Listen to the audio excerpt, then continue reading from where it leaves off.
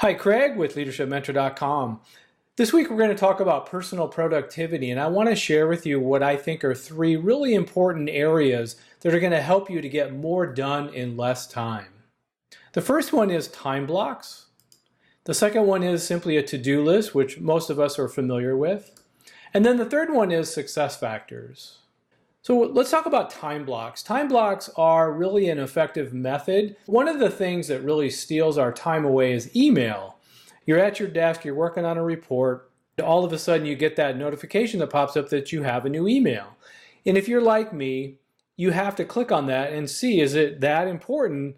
And so you kind of read through the email, and maybe you determine that the email can wait. It's not that important. My experience is most emails are not that urgent or important, and so they really steal or rob you from being productive in what you're doing. So this time block concept is really talking about something that's called attention residue. Think about if you're working on a report and you're 15 to 20 minutes into this report, and all of a sudden you get a notification that you have a new email.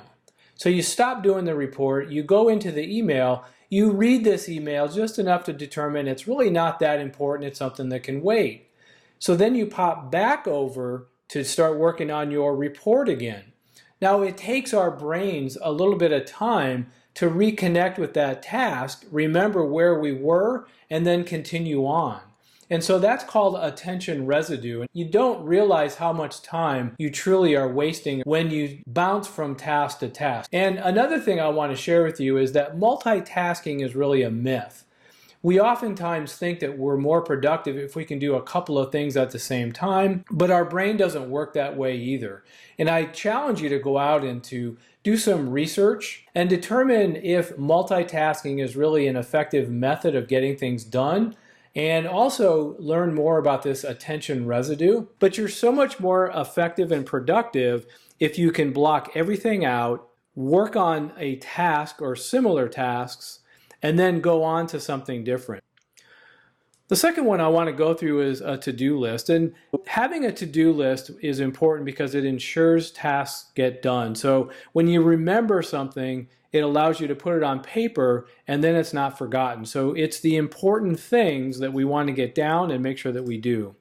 It allows your energy to be spent doing things, not to think about things. I think it's important as part of this that you're doing your to-do list the night before. So I think a best practice for you is to, at the end of every day, make sure you spend about 10 or 15 minutes just writing down, how did the day go? What do I need to get done that I didn't get done today? And then create your to-do list. So important that you do that. That way when you start the next day, you're not spending time trying to think about the things that you need to do. You can jump right in and start doing those.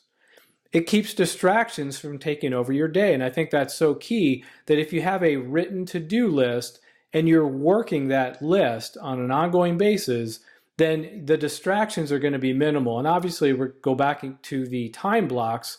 Very important that you do that to keep those distractions to a minimum. And then create your list the night before, as we just mentioned. Now let's talk about your success factors. Your success factors are simply identifying those things that have the biggest impact on your success. And our coaching program actually goes through a process to help you to identify what those are and then make sure that we align those things on a daily basis. So we're having the activities that we do have the biggest impact on our success. We want you to create your normal to-do list the night before, as we just talked about. And then we want you to mark those items that are aligned with your success factors.